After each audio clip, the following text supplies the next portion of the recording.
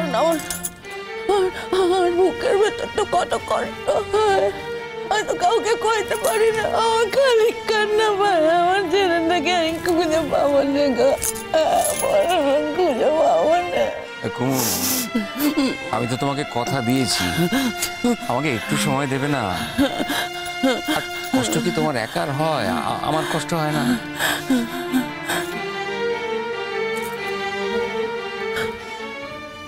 আমার ছেলেটা বেঁচে আছে তো। খবরদার বৌদি, ছি ছি ছি ছি, দেখি এরম কি বোকামি, এরম কথা বলতে নেই বলেছি না? হ্যাঁ, আমি বলেছি না তোমার ছেলে বেঁচে আছে, তুমি একদিন তার নিশ্চয়ই কবে সেই একদিনটা বল, কবে সেই একদিনটা? আমি যেদিনকে মরে যাবো সেদিন আমার বাচ্চাকে পেয়ে আমি কি করবো? আমি তো বুঝতেও পারবো রে আমার বাচ্চা। আচ্ছা বেশ, তুমি আমাকে অনেক সময় দিয়েছো কুমু, আর একটু সময় দাও, আর একটু। কত সময় চাই তোমার? আমাকে বলো, আমাকে বলো, বলো আমাকে কত সময় চাই? আমার ভালো লাগে না, আমার বুকের মধ্যে হাঁক পাক করে, আমার খালি মনে হয় কে কে যেন নেই, কি যেন নেই। আমার কষ্ট হয়, খুব কষ্ট হয়, আমার খেতে ইচ্ছে করে না, আমার শুধু কান্না পায়। কেউ তো বুঝতে পারে না, কেউ না, তুমিও বুঝতে পারো না তুমি। আমি বুঝি কুমু, কে বলেছে আমি বুঝি না? তোমার মনে হয় আমি বুঝি না? না, তোমার তো কষ্টই হয় না। তাই?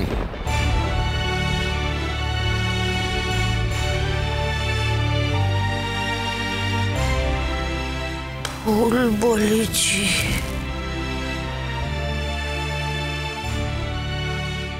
কষ্ট হয়।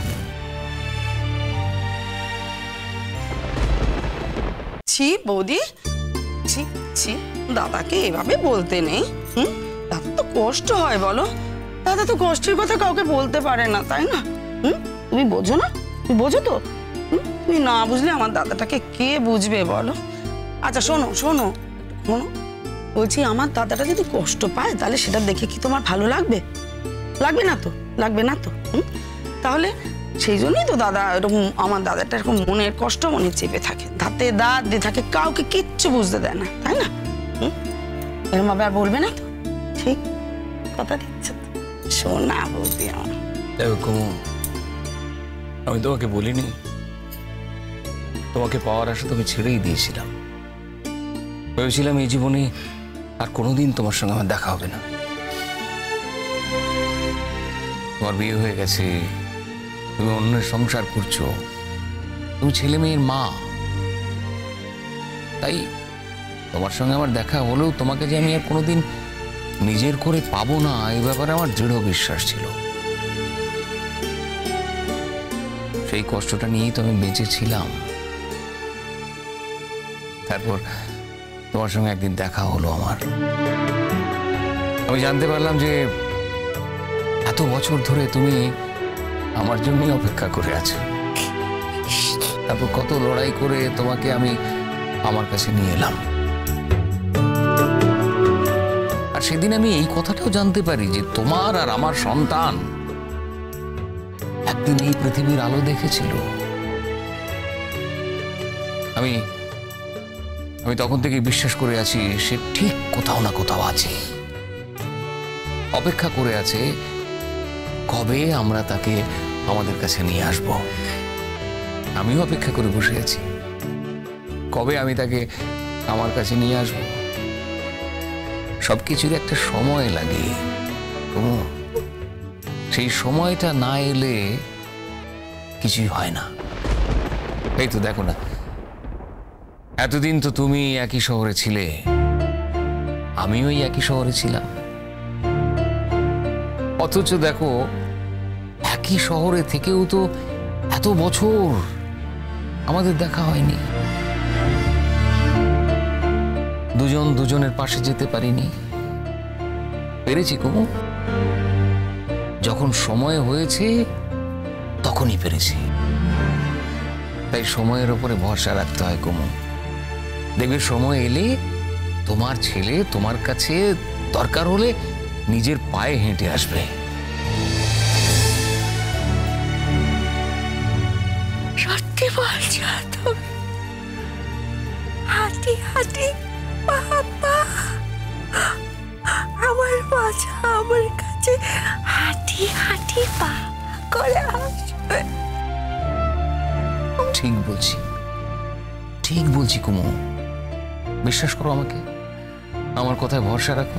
কবে আসবে? আমার তো মন মানে না গো, আমার মন মানে না, আমার খুব কষ্ট।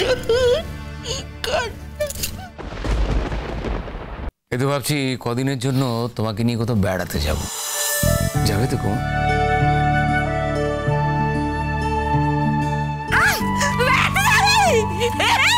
আমার বড় আমাকে নিয়ে বেড়াতে যাবে বলেছে, আমার বড় আমাকে নিয়ে বেড়াতে যাবো বলেছে।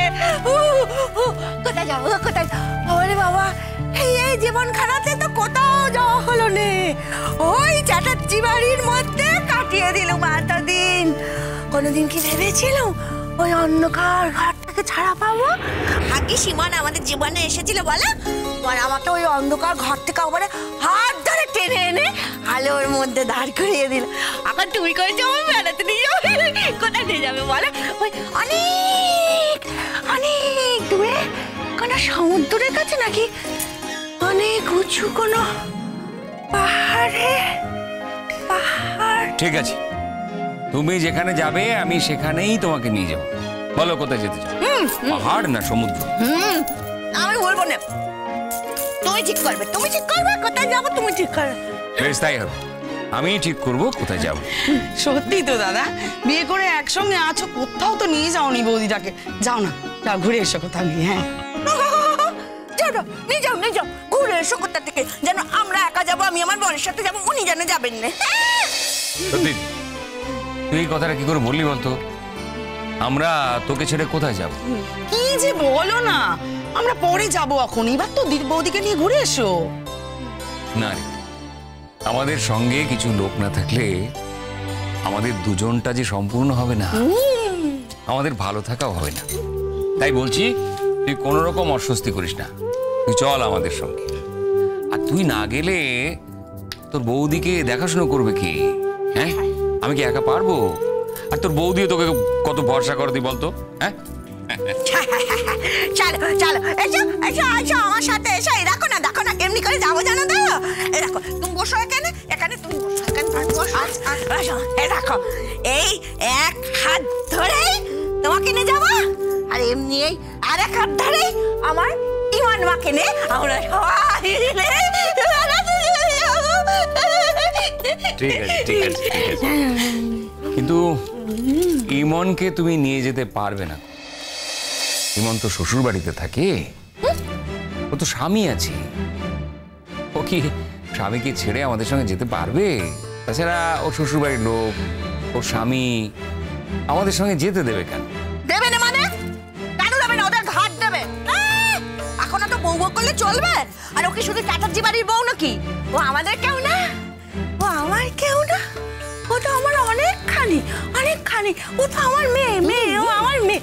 আমারই মন না গেলে আমি যাবো না, আমারই মন না গেলে আমি যাবো না।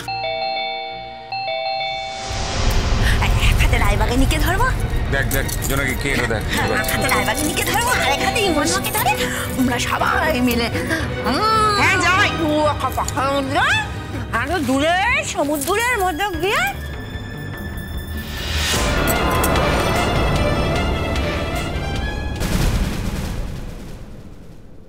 ইমন, ইমন তুমি বলো, আমি আর ধৈর্য রাখতে পারছি না। তুমি বলো কে সে, আমাকে বলো সে কে? তুমি আবার বলছো যে তোমার পিসিমণি তাকে চিনি। আচ্ছা আমি কি চিনি? আমি চিনি? যদি তোমার পিসিমণি তাকে চিনে থাকে তাহলে তাহলে বলো না সে কে। আমি আর ধৈর্য রাখতে পারছি না, আমার তো ধৈর্যের একটা সীমা আছে। তুমি বলো না এমন কে সে, কে বলো বলো।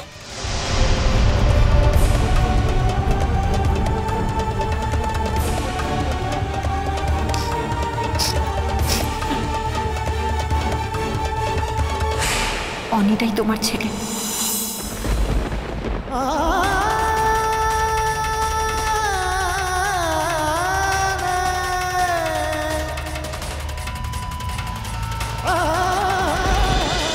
কুসুম দোলা কুসুম